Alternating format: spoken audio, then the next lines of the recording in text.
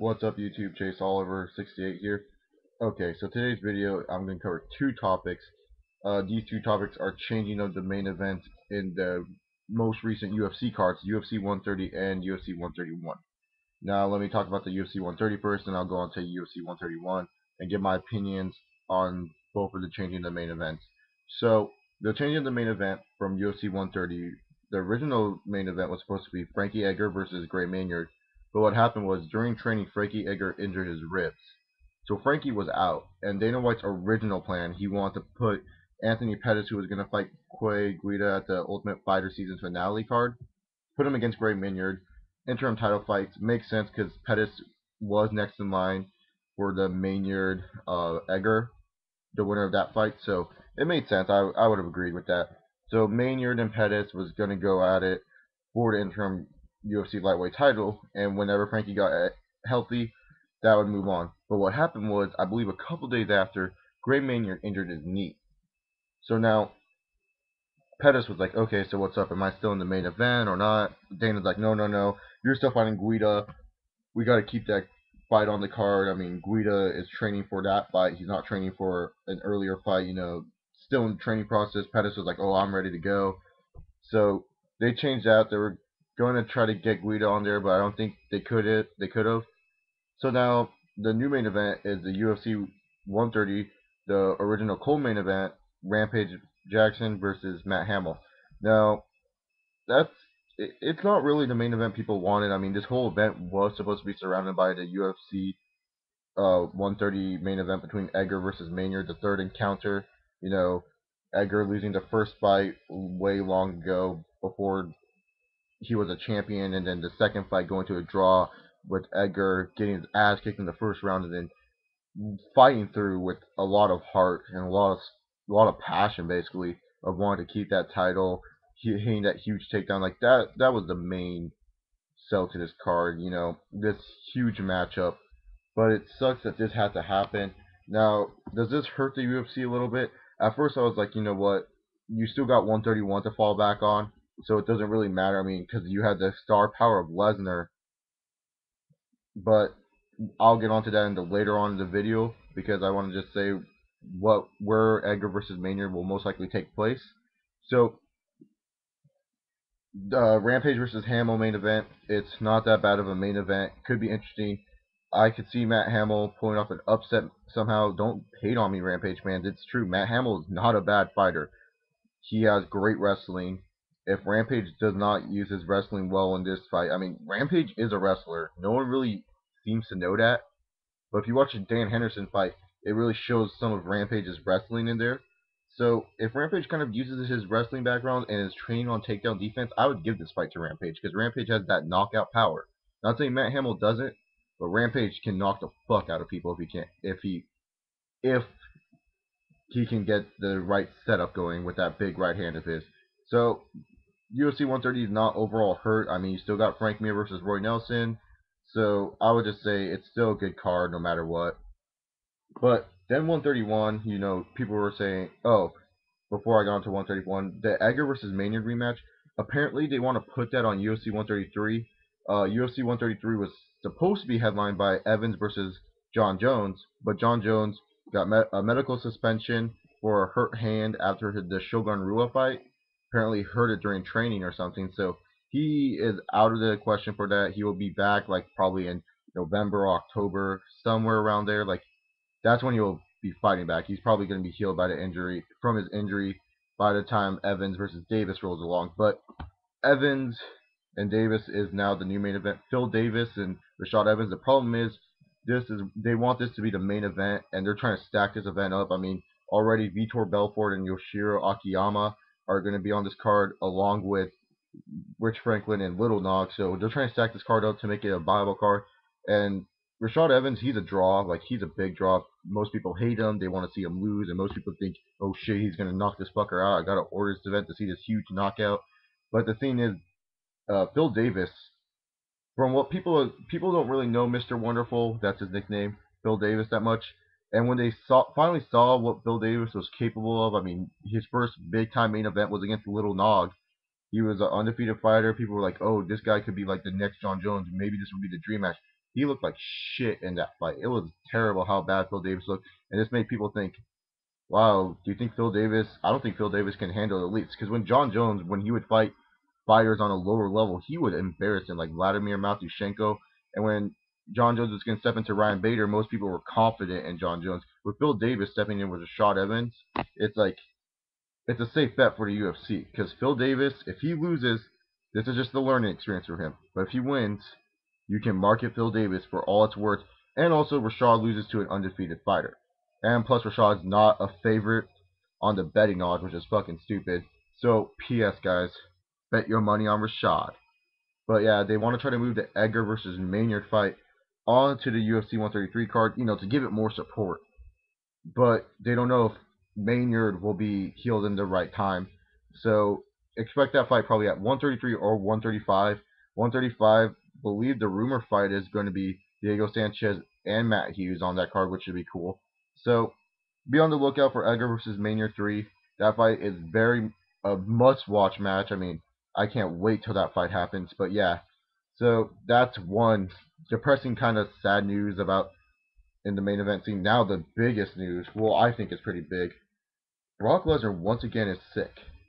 He has the same sickness that he had before. I have to read this because I do not remember the name off the top of my head. It's called diverticulitis. Diverticulitis. And basically what it is, it's mostly like if you're not eating enough vegetables, or you're not really like, if you're just eating too much raw meat or stuff, it messes with your immune system and makes you freaking really, really sick, and it could possibly kill you. This actually almost made Brock Lesnar lose a lot of weight. It made Brock Lesnar really, really sick, and it's such a bummer because this season of The Ultimate Fighter sucks.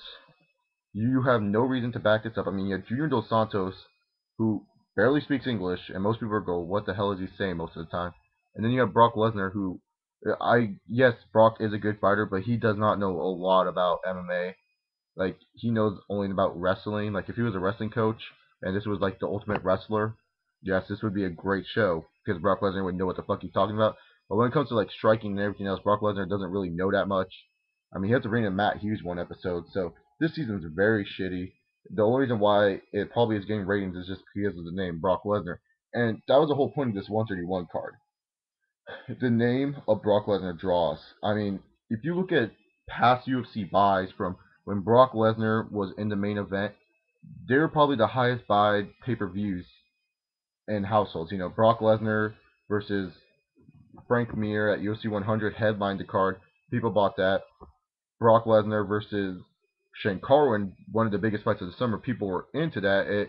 I believe it held like the highest bought event. I'm pretty sure 100 still does. I don't even know.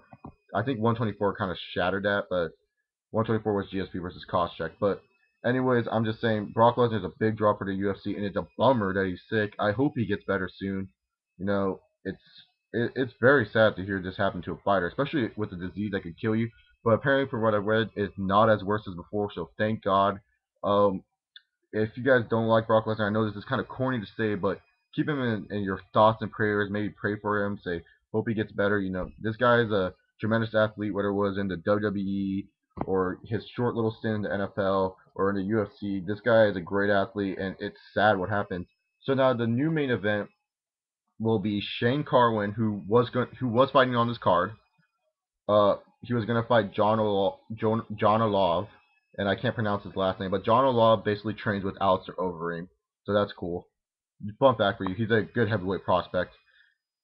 And now it's gonna be Shane Carwin versus Junior Dos Santos. Now, the thing is, Junior Dos Santos has never been in a top main event UFC fight against a top guy. I mean, people now are ranking Redoom at number 3 just because he beat Fedor, but to be honest with you, Redoom is not my number 3 just because he beat fucking Fedor, okay? Redoom's not even in my top 5 of heavyweights. He's number 6 at the most. See, I just don't understand why people are giving Redoom all this credit just because he beat Fedor. I understand Fedor was on this win streak. I understand Fedor's this and that, but just because he won by submission over Fedor, I'm sorry, that doesn't really scream to me like you're my top 5 heavyweight at all. I understand about Fedor, but still, it doesn't matter. I don't think Redoom has done enough to like really, really stand out. as a top 5 guy, especially since he lost to Junior Dos Santos like earlier that year, and he hasn't fought, I believe, since the Fedor fight. But he will be fighting Alistair Overeem at the Strikeforce Heavyweight Grand Prix, so that should be good. But anyways, continuing on with the whole thing, the thing with this now is like the card is very, very bland. I mean, you do have Donald Cerrone versus Mac Danzig on here, which is pretty good, and Damian Maia versus Mark Munoz. There we go on this card. So I guess it's okay, but the thing is, Brock Lesnar is such a draw. This is gonna hurt the buy rating. I mean, people know who Shane Carwin is. They know that he can knock the fuck out of people. I mean, Shane Carwin, no technique whatsoever when it comes to anything. Doesn't use his wrestling, but the dude has fucking knockout power. He doesn't need technique if he can just come in and beat the living shit and knock the fuck out of people. And this fight, I guarantee, will be no one probably leaving the first round. I'll be surprised if this goes to the fucking third round. If this goes to the third round, this ends by decision, I will be drop dead surprised. I don't, because these two like to stand up and strike. But like I was saying earlier, before I went on to this whole Fabricio Werdum thing, Junior Dos Santos has not fought at a top level main event scene. So this is going to be an interesting test for Junior Dos Santos. If he can win against Shane Carwin and maybe knock out Shane Carwin, it should be interesting. And also, Werdum, Dos Santos' chin has never been tested before. So his chin is very much of a suspect right now, and we will have to wait and see what happens with that chin during the Shane Carwin fight. Because Shane Carwin, dude, can knock people out. The whole people saying that Brock Lesnar should have lost the Shane Carwin fight, it's kind of iffy. I'm not a Lesnar fan at all. You can see my top 10 fighters in my profile if you click on the link. So yeah, that's about it. So thank you guys for watching. If you guys are planning on ordering the UFC 130 and 131 main fights, I suggest you guys buy 130 if you want, but skip 131. Give yourself a break. Don't always buy these UFC pay-per-views. I know you want to support the product and all, but if you can find another way to watch these pay-per-view events, I would go right ahead. 130, I'm going to a buddy's house and gonna watch it for a party, and 131, I don't even think I'm gonna be in town that weekend to watch it. But give your guys self a break. I'm just giving you guys suggestions. Don't have to always buy these UFCs.